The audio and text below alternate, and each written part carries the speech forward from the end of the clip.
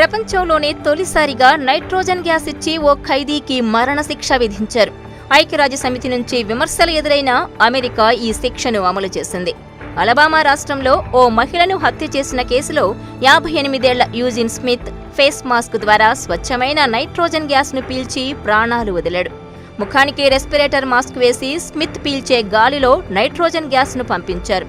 గాలిలో ఆక్సిజన్ లేకపోవడం వల్ల దాదాపు 7 నిమిషాల్లోనే శిక్ష అమలు పూర్తయినట్లు అధికారులు వెల్లడించారు.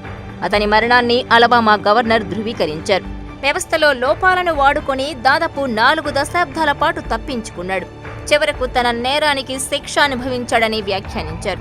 కాగా ప్రపంచవ్యాప్తంగా స్వచ్ఛమైన నైట్రోజన్ గ్యాస్ ను వాడి మరణశిక్ష విధించడం ఇదే తొలిసారి.